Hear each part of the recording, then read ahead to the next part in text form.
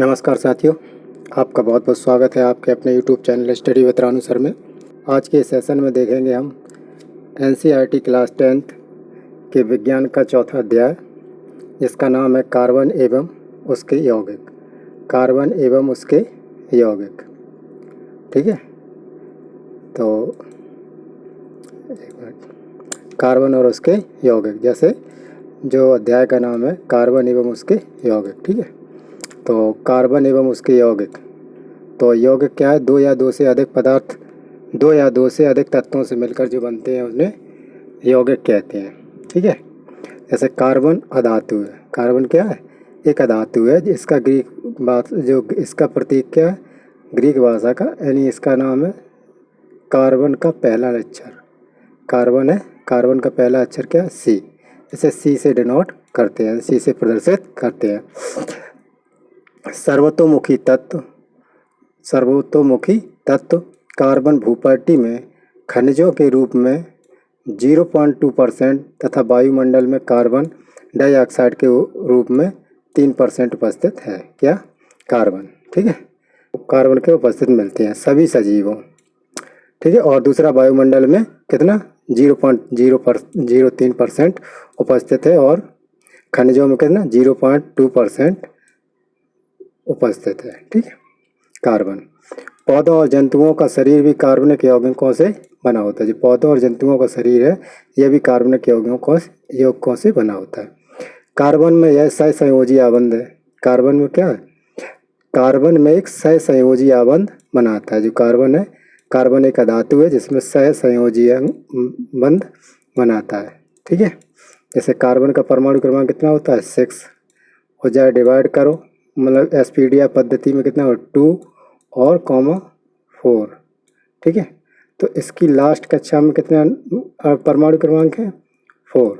जब इसकी लास्ट कक्षा में परमाणु क्रमांक कितने हैं? 4। तो इसमें जब कक्षा पूर्ण होती है, सेल पूर्ण होती है, तो उसके लिए परमाणुओं की आवश्यकता होती है 8। तो ये एक अर्धचालक के रूप में भी काम करता है, और ये एक कार्बन धातु, वो कार्बन उपधातु के रूप में भी कार्य करता है।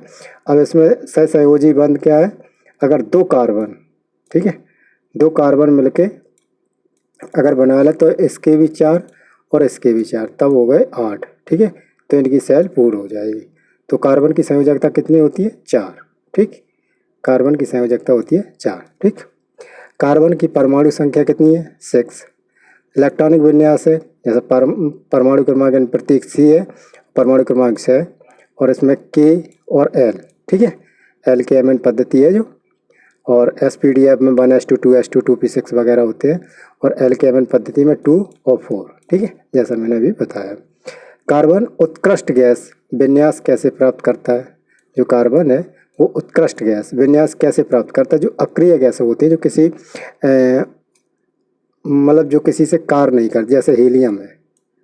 हीलियम है, इसकी वाहक कोश में इलेक्ट्रॉनों की संख्या पूर्ण होती है, ये किसी से अपक्रिया नहीं करते, ठीक है। हाँ, कभी कभी ये पूछ दिया जाता है हीलियम का उपयोग बताइए। तो हीलियम का उपयोग कई एक है, जो वायुयानों के टायरों में भी हीलियम गैस का प्रयोग किया जाता है, ठीक है। और आर्गन, ठीक। आर्गन क्या है? इसका परमाणु क्रमांक 18 है। तो आर्गन भी ये क्या है? उत्कृष्ट गैस है, अक्रिय गैस है, ठीक है।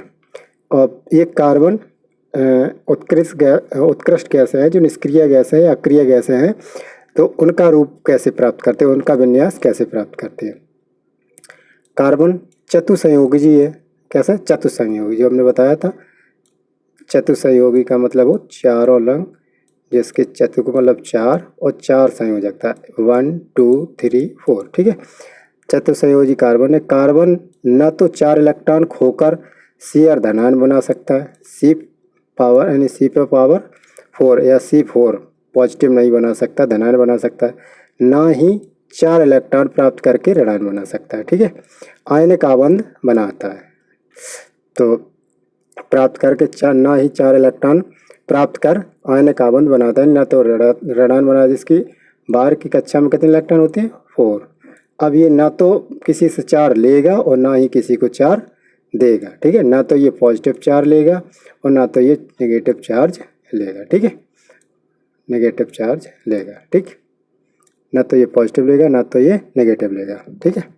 4 अतिरिक्त इलेक्ट्रॉन को धारण करना कार्बन के लिए अत्यंत कठिन है।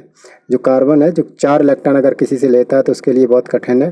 कार्बन द्वारा 4 इलेक्ट्रॉन खोने का भी के लिए भी अत्यधिक ऊर्जा की आवश्यकता होती है।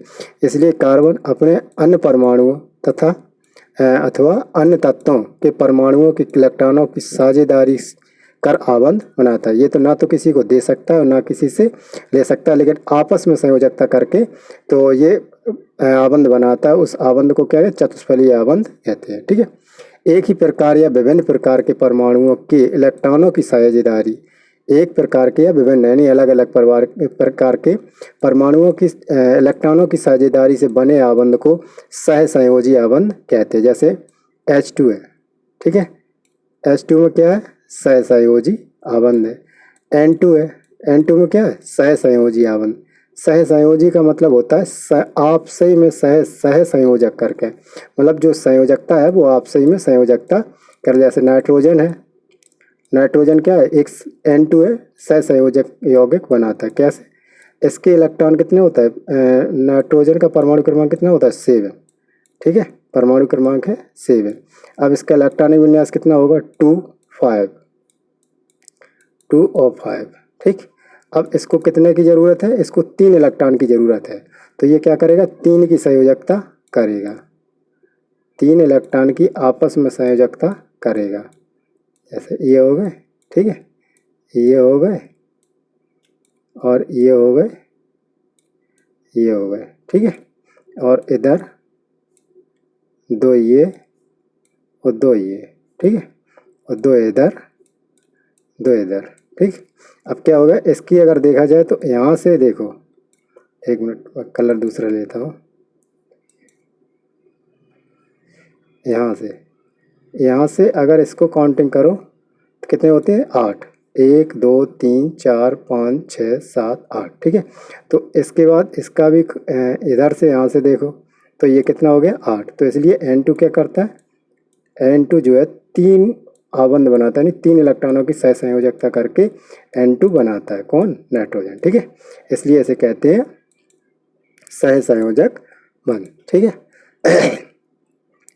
कार्बन के अतिरिक्त के परमाणु, मतलब कार्बन के अतिरिक्त के परमाणु हाइड्रोजन, ऑक्सीजन, नाइट्रोजन और क्लोरीन भी इलेक्ट्रॉन की साझेदारी से आबंध बनाते हैं। जैसे हमने नाइट्रोजन का बताया, इसी प्रकार ऑक्सीजन भी O2, ठीक है, कहे। और ऑक्सीजन का परमाणु कितना होता है, 8। तो इसके बाहरी कक्षा में कितने इलेक्ट्रॉन आएंगे, 6, ठीक है। तो 6, इसको कितने इलेक्ट्रॉन की आवश्यकता है, 12 इलेक्ट्रॉन की, यानी 2 अगर आ जाए तो 8 है। तो ये 2 इलेक्ट्रॉनों की संयोजकता करता है, ठीक है। ऐसी क्लोरीन और इलेक्ट्रॉनों की संयोजकता करके आबंध बनाते हैं, ठीक है। जैसे हाइड्रोजन का दिखाया गया है, एक इलेक्ट्रॉन की संयोजकता की हाइड्रोजन परमाणु ने, तो यहाँ पर एक बंध बना है, साझेदारी इलेक्ट्रॉन का जोड़ा बन गया, तो H2 कंप्लीट हो गया, ठीक है। ऐसे हम सिंगल बॉन्ड से, जो अंदर क्या है, एक डैश है, डैश को सिंगल बॉन्ड, जो ये डैश है हाइड्रोजन परमाणुओं के बीच का आबंध बताते हैं। दूसरा है O2। O2 क्या है, ऑक्सीजन, इसके परमाणु क्रमांक में, यानी परमाणु क्रमांक कितना होता है, 8। तो इसके लास्ट कक्षा में कितने इलेक्ट्रॉन होते हैं, 6। तो इसमें दिखाया गया है 2 2 4 6, 2 2 4 6। अब ये 2 इलेक्ट्रॉन की संयोजकता करेगा, 2 इसके 2 इसके। तो इसके भी कोष में 8 इलेक्ट्रॉन हो जाएंगे। देखो 2 2 4 4 8 और 2 2 4 4 8, ठीक है जी, यहाँ से गिन लो, ठीक है। तो साझेदारी इलेक्ट्रॉन के 2 जोड़े बनते हैं, इसलिए ऐसे क्या डाई बंध, यानी इसके अंदर कौन, द्विबंध बनाते हैं। द्विबंध मतलब 2 लाइनें होती हैं, उसे द्विबंध कहते हैं। ऐसी नाइट्रोजन क्या है, N2, इसमें लास्ट की कक्षा में कितने इलेक्ट्रॉन होते हैं, 5 होते हैं। तो इसको मतलब इसका इलेक्ट्रॉनिक परमाणु क्रमांक कितना हो, 7, और इसका इलेक्ट्रॉनिक विन्यास होता है 2 और 5, ठीक है। तो इसके 2 5 नाइट्रोजन परमाणु हो गए हैं। तो इसमें 3 इलेक्ट्रॉनों की साझेदारी हुई, इसलिए इसे त्रिबंध या ट्राइबॉन्ड कहते हैं, ठीक है। अब जल के अणु ऑक्सीजन और 2 हाइड्रोजन परमाणुओं में एकल आबंध बनाते हैं। कौन, जल के अणु। अब जल के अणु क्या है, और हाइड्रोजन परमाणु है, जो कितने हैं, 2 परमाणु है, 2 परमाणु हैं। तो 2 परमाणुओं के साथ एक इलेक्ट्रॉन की संयोजकता करके और ऑक्सीजन के साथ 2 इलेक्ट्रॉनों की संयोजकता करके, भाई इसके पास 1 है, ठीक है, और इसके पास एक है, ठीक है। जब कोई दो पर्सन है और कोई काम बन रहा है और इसके पास दो की ज़रूरत है, इसे डाई नेगेटिव, तो उसने कहा भाई तुम एक तो काम कर नहीं पाओगे, ठीक है। एक से हमें क्या मतलब है, एक हमारे पास तो दो है, ठीक है, और हम दो इलेक्ट्रॉन की ही संयोजकता करते हैं। अगर पार्टनरशिप हम करेंगे तो दो इलेक्ट्रॉनों की संयोजकता करते हैं। हमको दो इलेक्ट्रॉन चाहिए तो हमसे मिलिए, नहीं मिल चाहिए तो नहीं मिले, तो इसने क्या एक इलेक्ट्रॉन देता है तो एक बाकी रह जाता है। तो इसलिए क्या किया उसने, दो परमाणु यानी हाइड्रोजन के परमाणु दो आ गए, जिससे क्या बना, जल बन गया और इनकी संयोजकता बन के डायमंड बन गया, ठीक है। जैसे ये दिखाया गया, एक सिंगल बॉन्ड ये, एक सिंगल बॉन्ड ये, एक एक से संयोजकता करी तो जल के अणु बन गए, ठीक है।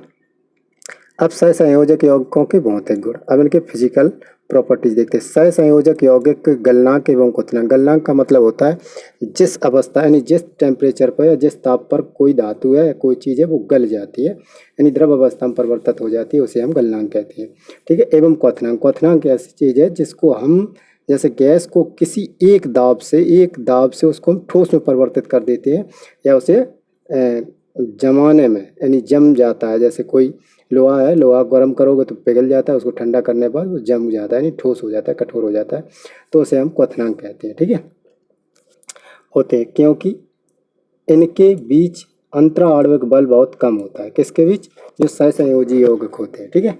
जैसे मैं ये बताया गया था, ठोसों में क्या होता है, अंतराआण्विक बल अधिक होता है। इसके लिए इसके परमाणु जो अंदर के होते हैं पास पास होते हैं, और इन पास पास अंतराआण्विक बलों में एक अंतराआण्विक बल काम करता है जो परमाणुओं के बीच में, जैसे तोड़ने के लिए, इस बल को तोड़ने के लिए या तो बहुत तेज टेम्परेचर दिया जाता है या फिर कोई आघात किया जाता है तो इसे टूट जाते हैं, ठीक है। तो ये अंतराआण्विक बल से कमज़ोर होते हैं सहसंयोजी यौगिक, इसलिए ये जल्दी टूट जाते हैं। इसका क्वथनांक कम होता है और गलनांक भी कम होता है, ठीक है।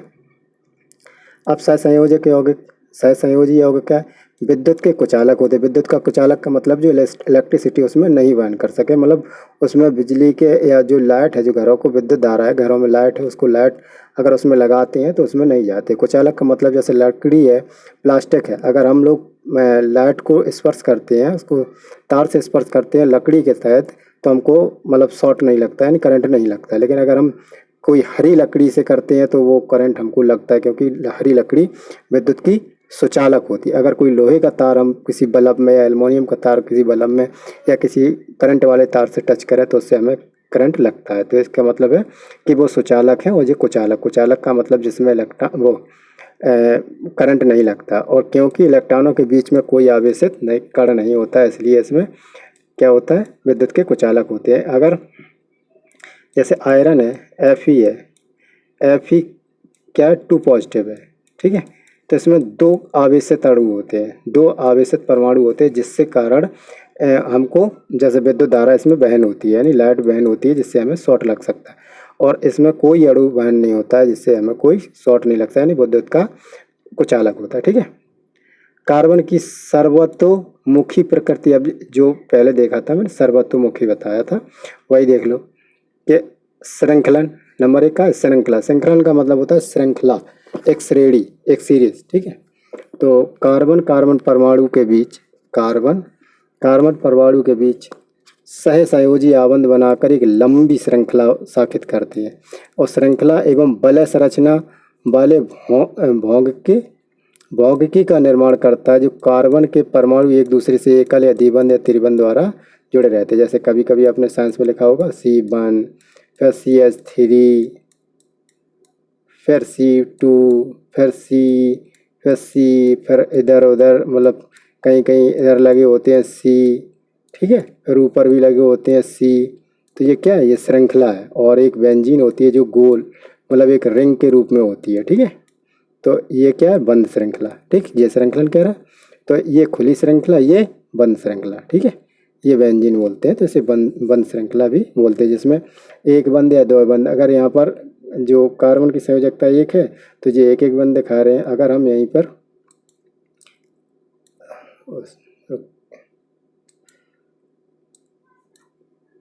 कार्बन की संयोजकता, अगर हम इधर 2 कार्बन हटा दें तो क्या करेंगे, फिर इसमें हमें 3 बंद लगाना पड़ेंगे, ठीक है, क्योंकि हमें कार्बन की संयोजकता 4 दिखानी है। जैसे 1 2 3 4 और यहाँ पर CH3 जोड़ देंगे, ठीक है। जैसे क्या है त्रिबंध। अगर यहीं पर कोई और एक अगर हमें कार्बन जोड़ना है तो यहाँ पर हम एक हटा देंगे और एक कार्बन और जोड़ देंगे, तो इससे बन जाता है द्विबंध, ठीक है। चतुसंयोजकता, कार्बन परमाणु की संयोजकता 4 है, जिसके कारण कार्बन 4 अन्य परमाणु एक संयोजी परमाणु H और Cl ऑक्सीजन, नाइट्रोजन और सल्फर के साथ आबंध बना सकते हैं। जैसे अगर इसमें कोई एकल संयोजकता जोड़े तो क्लोरीन क्लोरोबेंजीन, अगर यहीं पर कोई एक क्लोरीन के साथ कोई और जोड़ दिया जाए, जैसे नाइट्रोजन जोड़ दिया जाए, नाइट्रो समूह जोड़ दिया, कुछ भी जोड़ दिया जाए तो उसके सल्फर जोड़ दिया, ठीक है। संतृप्त और असंतृप्त कार्बन यानी सैचुरेटेड और अनसैचुरेटेड कंपाउंड, ठीक है। तो कार्बन और हाइड्रोजन के यौगिकों को हाइड्रोजन कहते हैं। कार्बन और हाइड्रोजन के यौगिकों को हाइड्रोकार्बन कहते हैं। ये गलत लग गया, क्या हाइड्रोकार्बन कहते हैं, ठीक है। अब ये हाइड्रोकार्बन क्या है? हाइड्रोकार्बन जो कार्बन और हाइड्रोजन के रूप यौगिकों से मिलकर बने होते हैं, उसे हम हाइड्रोकार्बन कहते हैं। और कार्बन कितने प्रकार के? 2 प्रकार के। हाइड्रोकार्बन 2 प्रकार के, संतृप्त और असंतृप्त, मतलब सैचुरेटेड और अनसैचुरेटेड, ठीक है। अब सैचुरेटेड का मतलब यानी संतृप्त का मतलब क्या? कार्बन परमाणुओं के बीच एकल आबंध, जिन कार्बन परमाणुओं के बीच में एकल आबंध है, सिंगल बॉन्ड होता है, उसे हम क्या कहते हैं? संतृप्त कहते हैं या सैचुरेटेड कहते हैं। जैसे एल्केन, सामान्य सूत्र 2N CN2N और +2, ठीक है। और असंतृप्त हाइड्रोकार्बन अनसैचुरेटेड कंपाउंड क्या होते हैं? कार्बन परमाणुओं के बीच द्विबंध या त्रिबंध होता है, ठीक है। कार्बन परमाणुओं के बीच द्विबंध या त्रिबंध, जैसे एल्कीन और एल्काइन। और एक चीज़ है, अगर IUPAC जब आप देखेंगे तो उसमें अगर सिंगल बॉन्ड होगा तो उसके सफिक्स में N जोड़ेंगे, ठीक है, N। और डबल बॉन्ड है तो उसके सफिक्स में इन जोड़ेंगे, इन, ठीक है। और इसके बाद आयन, ठीक, आयन जोड़ेंगे।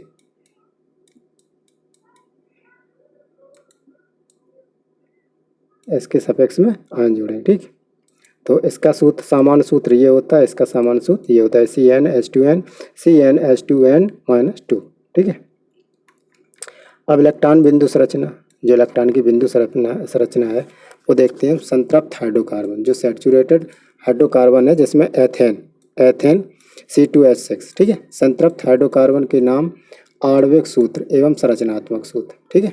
संतृप्त हाइड्रोकार्बन के नाम और आणविक सूत्र और संरचनात्मक सूत्र हम देखते हैं, ठीक है। तो इसमें ये दिया गया है संरचनात्मक सूत्र, ठीक है। जैसे ये दर्शाया गया है, जैसे ये कार्बन है, एक से साथ इसने संयोजकता की, एक के साथ इसने एक परमाणु के साथ संयोजकता की है, इसके साथ इसने 2 की संयोजकता की, तो यहाँ पर डबल बॉन्ड आ गया, फिर इसके साथ एक, फिर इसके साथ एक, फिर इसके साथ एक इलेक्ट्रॉन की संयोजकता की है, ठीक है। अब हाइड्रोकार्बन का नाम, आणविक सूत्र और संरचना सूत्र, ठीक है। नंबर 1 है मीथेन में CH4, इसमें क्या एक सिंगल बॉन्ड लगा हुआ है, ठीक है, यानी CH4। तो 1 2 3 4 हाइड्रोजन मिला के इस कार्बन की संयोजकता बनाई गई है। अब इथेन का C2H6, तो जिसमें 2 कार्बन परमाणु हैं और 6 यानी 6 क्या हाइड्रोजन जोड़े गए हैं, ठीक है। अब इसमें आ जाए प्रोपेन में C3H8 है, तो C3 जोड़े गए हैं और हाइड्रोजन 8 जोड़े गए हैं, ठीक है। ब्यूटेन C4H10 है, तो इसमें H जो है 10, 4 4 8 और 2 10 और 1 2 3 4 हाइड्रोकार्बन यानी 4 कार्बन जोड़े गए हैं और 4 ये और 4 ये, ठीक है, 10 जोड़े गए, ठीक है। अब पेंटेन में क्या C5 और H12, तो C कितने हैं 5 और H12 यानी 12 है, ठीक है। अब आ जाओ इलेक्ट्रॉन बिंदु संरचना। अब जो इलेक्ट्रॉन बिंदु संरचना है, तो इसमें इलेक्ट्रॉन बिंदु में असंतृप्त हाइड्रोकार्बन, ठीक है। पहले किसकी देखी थी हमने? संतृप्त हाइड्रोकार्बन की। अब हम देखते हैं असंतृप्त हाइड्रोकार्बन, जैसे एल्कीन, जिसमें एक डबल बॉन्ड आता है, या एल्काइन जिसमें एक ट्रिपल बॉन्ड आता है। तो इसमें क्या है, एक के साथ संयोजकता और यहाँ 2 के साथ संयोजकता, ठीक है। फिर एक के साथ संयोजकता, फिर एक के साथ संयोजकता, इसमें भी एक के साथ संयोजकता, यहाँ पर 3 के साथ संयोजकता, ठीक है। तो इसमें एक डबल बॉन्ड है और सबके साथ सिंगल बॉन्ड है। इसमें एक ट्रिपल बॉन्ड है और दोनों के साथ एक बॉन्ड सिंगल बॉन्ड है। जिसमें एल्कीन में क्या है, एथीन C2H4 है, इसमें C2 है और हमें कार्बन की संयोजकता 4 दिखानी है, इसलिए हमने क्या यानी इसमें क्या किया गया, 1 2 और 3 4, मतलब 1 2 3 4, 1 2 3 4, ठीक है इसमें। अब प्रोपीन में C3 है और H6 है, तो इसमें भी एक डबल बॉन्ड मतलब जहाँ पर संयोजकता पूर्ण ना हो उसे हम वहाँ पर एक डबल बॉन्ड लगा देते हैं, ठीक है। ब्यूटीन में क्या है C4H8, ठीक है, जिसमें दिया गया था सूत्र के अनुसार जो सामान्य सूत्र था। अब एल्काइन में एथाइन, प्रोपाइन और ब्यूटाइन, ठीक है। एथाइन में क्या है C2H2 और C2 देगा 1 2 C2 है और H2 देगा, ठीक है। और प्रोपाइन में CH3 मतलब C3 और H4 और C3 है और H4 है, जिसमें संयोजकता एक ट्रिपल बॉन्ड लगा हुआ है, ठीक है। ब्यूटाइन में C4 है H6 है, इसमें एक ट्रिपल बॉन्ड लगा हुआ है और सबके साथ संयोजकता एक एक की है। अब संरचना के आधार पर हाइड्रोकार्बन। अब सीधी श्रृंखला में क्या है, एक सीधी श्रृंखला है, C carbon carbon carbon carbon है, तो इसमें प्रोपेन C6H8 नहीं C3H8, तो इसमें C3 है 1 2 3, इसमें 8 H जोड़ दिए गए, ठीक है। ये क्या है, एक सीधी श्रृंखला है, सीधी श्रृंखला। अब शाखित श्रृंखला का मतलब जिसमें कोई शाखा निकल आती, एक हो सकता है इधर भी होती या एक इधर भी होती, तो इसको क्या कहते हैं, शाखित, ठीक है, जैसे ये कार्बन दिया गया इसमें। अब पेंटेन की संरचना। अब C5H12, इसमें एक सीधी श्रृंखला है, इसमें एक शाखित श्रृंखला है, यानी यहाँ से यहाँ कार्बन फिर यहाँ से इधर, जिसे हम आइसोपेंटेन कहते हैं, ठीक है। जो एक संरचना के रूप में इसे नियोपेंटेन कहते हैं, जो संरचना में संरचना भी है, यहाँ पर एक संरचना, यहाँ पर संरचना, यहाँ पर फिर एक दूसरे से जुड़कर ये बनते हैं। उपरोक्त 3 उदाहरण में आणविक सूत्र समान है, लेकिन भिन्न भिन्न संरचना वाले ऐसे यौगिकों को संरचनात्मक समावयव कहते हैं। हाँ, इनके क्या जो परमाणु सूत्र हैं यही है, लेकिन इनकी संरचनाएं अलग अलग हैं, इसलिए इनके नाम अलग अलग हैं, ठीक है। अब बलय के रूप में क्या है, बलय यानी रिंग के रूप में बन जाए, तो ये संतृप्त और ये असंतृप्त, ठीक है। संतृप्त का मतलब जिसमें एक ही सिर्फ सिंगल बॉन्ड हो, चाहे वो कैसे भी स्थिति में हो। असंतृप्त का मतलब हो जिसमें एक या एक से अधिक डबल बॉन्ड या ट्रिपल बॉन्ड हो या दोनों हो सकते हैं। अब इधर आ जाओ हेक्सेन का, देखो हेक्सेन में क्या है, हर जगह पर एक कार्बन की संयोजकता 4 दिखाई गई है और यहाँ पर भी कार्बन की संयोजकता 4 दिखाई, जैसे बेंजीन बोलते हैं। अब प्रकार्यात्मक समूह, जो कार्यात्मक समूह है, इसमें हाइड्रोकार्बन श्रृंखला में यह तत्व एक या एक अधिक हाइड्रोजन को इस प्रकार प्रतिस्थापित करते हैं कि कार्बन की संयोजकता संतुष्ट रहती है। ऐसे तत्वों को विषम परमाणु कहते हैं, जिसमें कार्बन की संयोजकता तो संतुष्ट रहती है, ठीक है। अब विषम परमाणु या विभिन्न परमाणुओं का समूह जो कार्बन यौगिकों की अपक्रियाशील तथा विशिष्ट गुण प्रदान करते हैं, उसे प्रकारात्मक समूह कहते हैं, ठीक है। विशिष्ट गुण मतलब एक विशेष प्रकार के गुण प्रस्तुत करते हैं, जैसे विषम परमाणु क्लोरीन ब्रोमीन आयोडीन, ठीक है। प्रक्रियात्मक समूह है एल्कोहल समूह, एल्डिहाइड समूह, कीटोन समूह और क्रियात्मक समूह। प्रक्रियात्मक मतलब इनके सिंगल बॉन्ड के साथ क्लोरीन, सिंगल बॉन्ड के साथ ब्रोमीन और सिंगल बॉन्ड के साथ आयोडीन जुड़ जाता है, ठीक है। और एल्कोहल समूह के लिए OH आयन जुड़ता है। एल्डिहाइड के लिए क्या COOH, इसका सूत्र होता है COOH, ठीक है, अणुसूत्र, जैसे एल्डिहाइड कहते हैं। और इसमें क्या संरचना सूत्र इस प्रकार का होता है। कीटोन का मतलब वो C और डबल बॉन्ड O, तो ये क्या हो गया, इसके साथ सिंगल बॉन्ड जुड़े होते हैं, ठीक है। तो ये कीटोनिक का ये फंक्शन ग्रुप है और ये नाम है इसका, ठीक है। और कार्बोक्सिलिक अम्ल के साथ ये कार्बोक्सिलिक अम्ल का समूह है। एल्कीन का समूह ये एल्कीन का समूह है। एल्काइन का समूह ये एल्काइन का क्रियात्मक समूह है।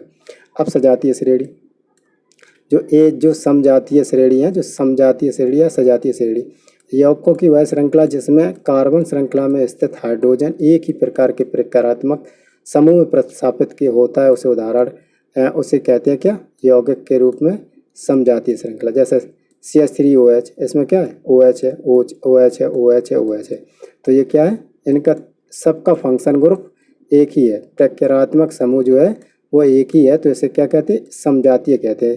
कार्बन परमाणु या हाइड्रोजन परमाणु बदलते हैं, लेकिन फंक्शन ग्रुप एक ही है। सामान्य सामान्य सूत्र, समजातीय श्रेणी के उत्तरोत्तर श्रेणी सदस्यों में CH2 का अंतर व 14 एंगस्ट्रॉम 14 म्यू द्रव्यमान इकाई का अंतर होता है, ठीक है। एंगस्ट्रॉम नहीं है, ये माइक्रोन है। समान रासायनिक गुणधर्म, तथा अणु द्रव्यमान बढ़ने से भौतिक गुणधर्मों में भिन्नता आ जाती है। अगर समान रासायनिक गुणधर्म बढ़ने से, जिसमें अगर ये अलग अलग कार्बन परमाणु वगैरह अलग अलग होने से क्या होता है, उसके भौतिक गुणों में भी परिवर्तन आ जाता है। अब कार्बन यौगिकों के नाम की पद्धति, जो कार्बन यौगिकों के नाम की पद्धति है, जो हम अभी बता रहे थे IUPAC वगैरह जो आप पढ़ोगे, उसमें देखो यौगिक में कार्बन परमाणुओं की संख्या ज्ञात करो। पहले नंबर उनकी संख्या ज्ञात करो, क्या कितने परमाणु है। जैसे इसमें कितने, 1 2 3, तो 3 को क्या कहते हैं, प्रोपेन। ठीक है, प्रोप, इसका एक वो है eth meth eth prop but hex hept oct और नॉन और डेक। ठीक है, 10 तक है तो डेक। ठीक है, जितने कार्बन परमाणु है उसमें जोड़ देते हैं। अगर ये समूह कोई जुड़ा है, जैसे ये क्लोरीन है तो इसे क्लोरो समूह बोलेंगे।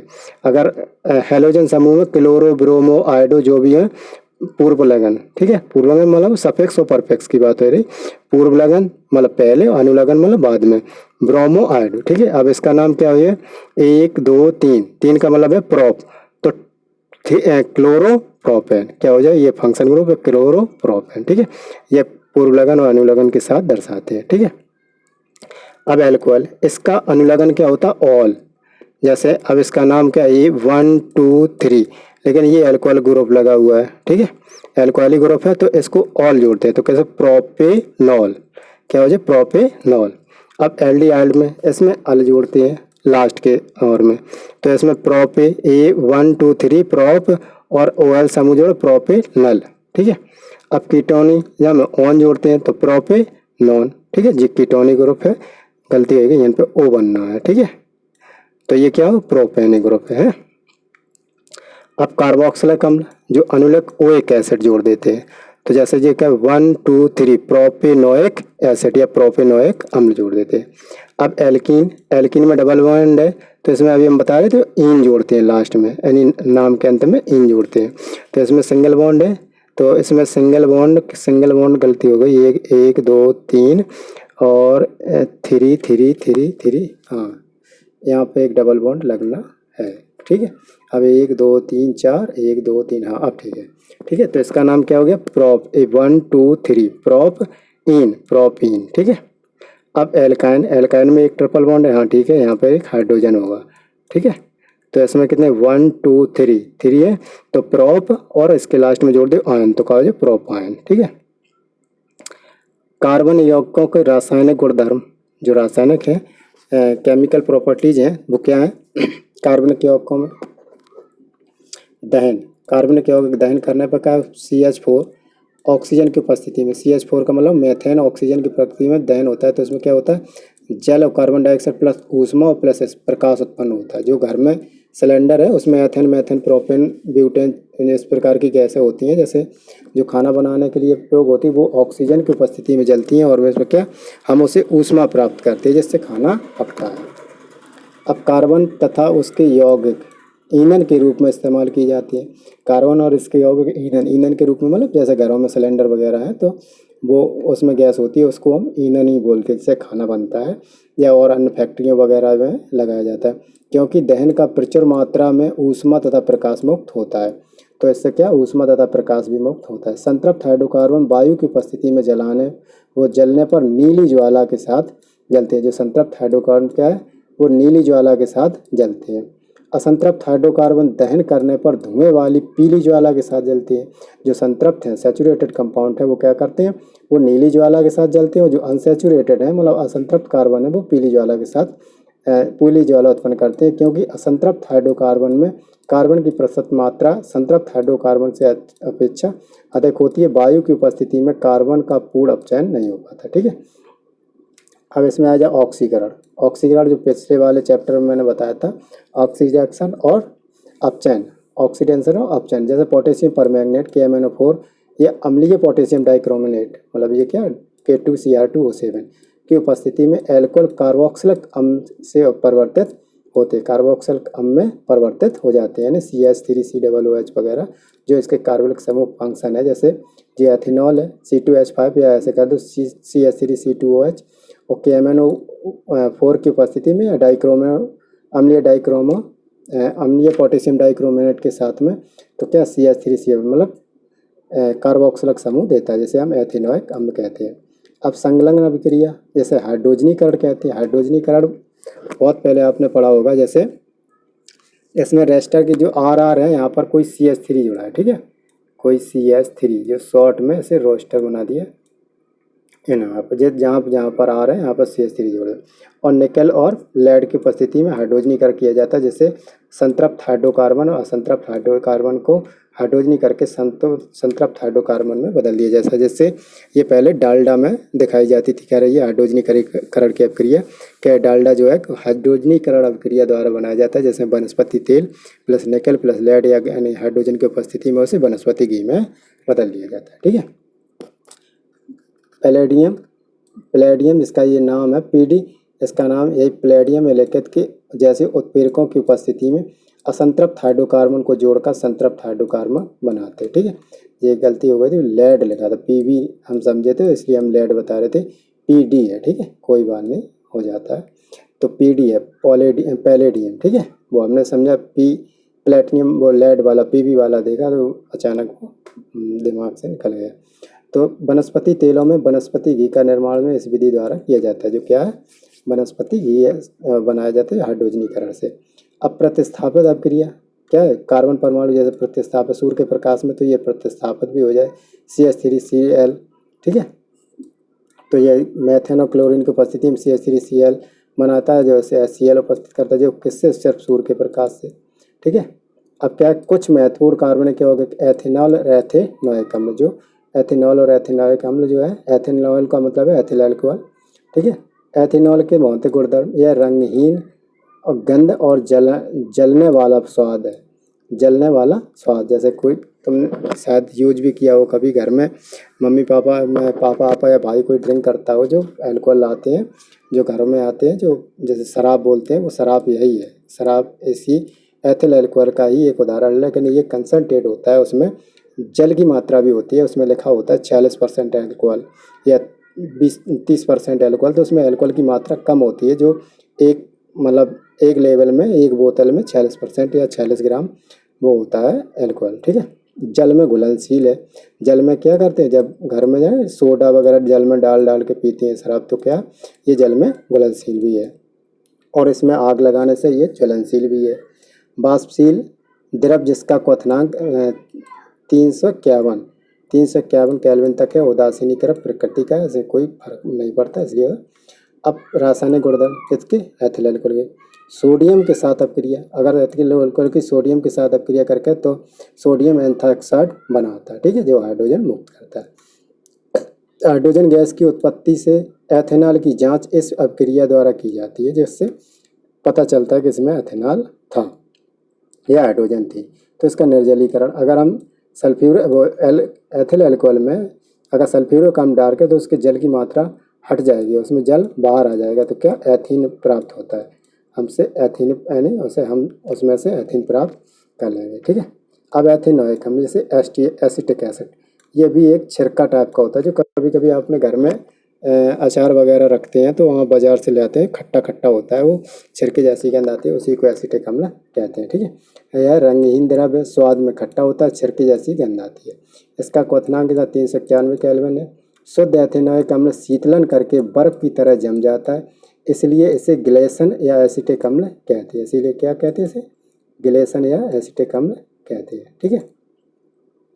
अब रासायनिक गुणधर्म, एसिटीकरण, ठीक है, किसके, एथेनॉइक। एसिटीकरण का CH3COOH या CH3CH2 और OH, इसको क्या किया, सल्फ्यूरिक अम्ल उत्प्रेरक के रूप में उपस्थित किया, तो इससे क्या हुआ, एसिटीकरण हो गया उसका, तो कीटोनिक समूह नकार के ये एस्टर बन गया, ठीक है। अब मीठी फलों जैसी गंध वाले एस्टर का निर्माण होता है। अब साबनीकरण, ठीक है, साबनीकरण क्या है, यह अभिक्रिया बहुत बार पूछी भी गई है, साबनीकरण को, इस पर बहुत विशेष ध्यान दें। CH3CO CH2 CH3, ठीक है, प्लस NaOH, फिर क्या हुआ, ये है वसा, ठीक है, और वसा के साथ में सोडियम हाइड्रोक्साइड की अभिक्रिया करके क्या बनता है, CH3COO यानी सोडियम एसीटेट बनता है, और सोडियम एसीटेट के साथ में एथिल अल्कोहल बनता है, और इस विधि से साबुन तैयार किया जाता है, ठीक है। क्षार से अपक्रिया भी साबनीकरण का होता है, जैसे NaOH के साथ CH3COOH के साथ सोडियम एसीटेट बनता है, जैसे H2O मुक्त होता है, ठीक है। कार्बोनेट तथा हाइड्रोजन कार्बोनेट से अपक्रिया, जो कार्बोनेट तथा हाइड्रोजन कार्बोनेट से अपक्रिया भी है, क्या है, CH3COOH प्लस Na2CO3, ये क्या है, कार्बोनेट। फिर ये सोडियम कार्बोनेट के CH3 यानी एसिटिक अम्ल से अपक्रिया करें तो इसमें सोडियम एसीटेट बनता है जो जल प्लस कार्बन डाइऑक्साइड मुक्त करता है। अब CH3 यानी एसिटिक अम्ल की जगह सोडियम बाइकार्बोनेट से के साथ क्रिया करके यानी खाने वाले सोडा से क्रिया करके सोडियम एसीटेट बनाता है प्लस जल और प्लस ऑक्सीजन मुक्त करता है। ठीक है। साबुन और अपमार्जक, अपमार्जक पदार्थ जैसे कोई अपमार्जन जैसे बोलते हैं डिटर्जेंट, ठीक है, इसको अपमार्जन की इंग्लिश है डिटर्जेंट। साबुन लंबी श्रृंखला वाले कार्बोक्सिलिक अम्लों के सोडियम पोटेशियम लवण होते हैं, लंबी श्रृंखला वाले, ठीक है, जिसमें जैसे C17H35COO Na पॉजिटिव आयन बनता है। साबुन केवल मृदु जल से ही सफाई दिया करता है, जो मतलब कठोर जल होते हैं उसमें सफाई नहीं कर सकता ये।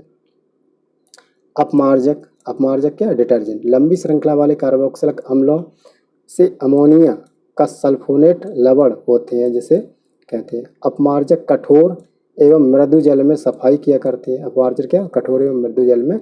जो साबुन है वो सिर्फ कठोर जल में मतलब काम नहीं करता है, वो सिर्फ मृदु जल में काम करता है, लेकिन जो डिटर्जेंट है या अपमार्जक है ये सफाई कठोर जल में भी करते हैं और मृदु जल में भी करते हैं। साबुन में अणु, साबुन में क्या, जलरागी सिरा जो आयनक भाग होता है, जल विरागी सिरा जो लंबी हाइड्रोजन श्रृंखला से बनता है, जैसे जलरागी आयनक सिरा और जल विरागी आयनक सिरा दिखाया। साबुन में अणु की संरचना, अब साबुन में अणु की संरचना क्या, साबुन की सफाई प्रक्रिया, मैल तैलीय जो तेलीय होता है, तेल जैसे लगे होते हैं, तेल के दाग होते हैं, जल विरागी सिरा तेल में घुल जाता है, ठीक है, और जल रागी सिरों के चारों तरफ पानी से घिर जाता है, इससे मैसेली संरचना बन जाती है, इस टाइप की संरचना बन जाती है, जो जल वैरागी और जल रागी अंदर घुस जाता है बाहर निकल। तो इसमें क्या है, साबुन के मिसेल मैल को पानी में घुलाने में मदद करता है और कपड़े साफ हो जाते हैं, ठीक है। तो इसी अब देखते हैं, साबुन कठोर जल में उपस्थित मैग्नीशियम कैल्शियम के लवण के साथ अपक्रिया करके अघुलनशील पदार्थ स्कम बनाता है, यह स्कम सफाई प्रक्रिया में बाधा डालता है, ठीक है। अपमार्जक का उपयोग करके कठोर जल और सफाई प्रक्रिया प्रभावशाली कठोर नल में उपस्थित मैग्नीशियम और कैल्शियम के आयनों को अघुलनशील स्कम नहीं बनाता है, ठीक है। इसी के साथ आज का आपका चैप्टर समाप्त हुआ।